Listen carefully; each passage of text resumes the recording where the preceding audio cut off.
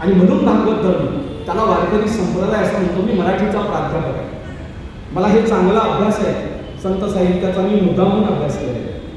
दुसरा एक संदर्भ सांगतो की जी वर्णमाला आहे, वर्णमाला कळते तुम्हाला, अ आ इ ओ ओ हे वर्णमाला. वर्णमाला मराठीची किंवा आपण त्याला आता मराठीचा उगम आपण संस्कृत मानतो, पण मी मराठीचा अभ्यासक असल्यामुळे मी त्याचा खूप चांगला अभ्यास केला आहे.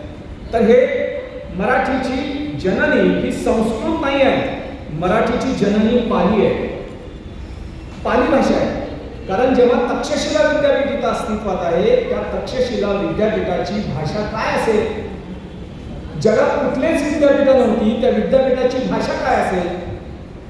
आणि जगामध्ये 10,000 विद्यार्थी तक्षशिला विद्यापीठामध्ये आणि नालंदा विद्यापीठामध्ये शिकायला यायचे, तर त्यांची भाषा काय असेल? पाली. कुणीतरी म्हटलं की पाली भाषा ही फार उशिरा निर्माण झाली, ती लिखित नव्हती. पण नालंदा विद्यापीठ 6 महिने जळत होते, त्यांचे ग्रंथालय 6 महिने जळत होते. एक एक ग्रंथालय 9 मजली आणि 6 मजली ग्रंथालय होते, असे 6 ग्रंथालय एका विद्यापीठाचे. तर हे सगळे विद्यापीठाचे संदर्भ आणि विद्यापीठाच्या विटा अजून आपल्या मातीत आहेत, ते दिसत आहेत, पण तरी त्याचा सन्मान नाही. पण न दिसणाऱ्या रामाचा इथं सन्मान केला जातो आणि आपण शांत आहोत. मूर्त्या प्रेशरमध्ये टाकून त्याची खडी बनवली जाते, सैनिक अवतीभोवती उभं करून त्या बातम्या आपण वाचतो आणि शांतपणे बसतो. मित्रांनो, हा इतिहास 14 आणि 15 ऑगस्टचा इतिहास शिकवू नका आणि शिकू पण नका आणि पोरांना शिकवू पण नका. हा 15 ऑगस्टचा इतिहास आपला नाही आहे. ब्रिटिशांच्या विरोधातल्या लढाया ह्या लढाया नाही आहे, ते स्वातंत्र्याचं युद्ध नाही आहे. त्या वाटाघाटी होत्या, राजकीय वाटाघाटी होत्या.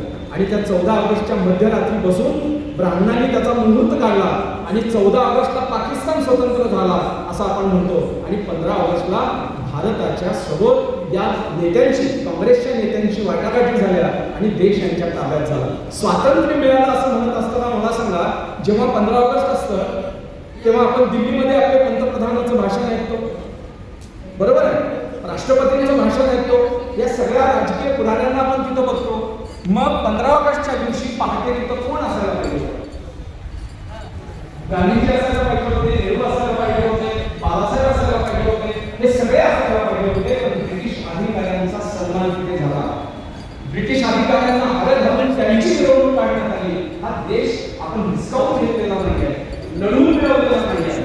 या देशाला आपण वाटाघाटी करून घेतलेला आहे आणि म्हणून बाबासाहेब देशाचे प्रधानमंत्री होऊ शकत नाही. म्हणून बिएम लोक सांगतात की ते मोठे आहे, बाबासाहेबांनी लिहिलं नाही.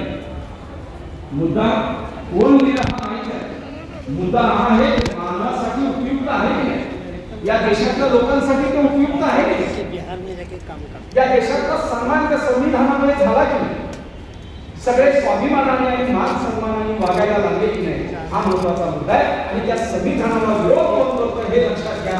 ज्यांनी विद्यापीठ उद्ध्वस्त केली ते लोक संविधानाला विरोध करत आहेत. ज्यांनी भागवत धर्म उद्ध्वस्त केला ते लोक संविधानाला विरोध करत आहेत.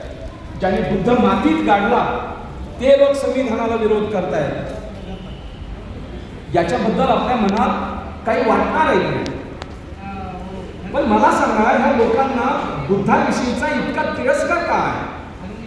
आज संघाची प्रत्येक माणसं RSS बुद्धाच्या विरोधामध्ये काम करतोय आणि आपल्याला वेगळं काहीतरी वाटतं.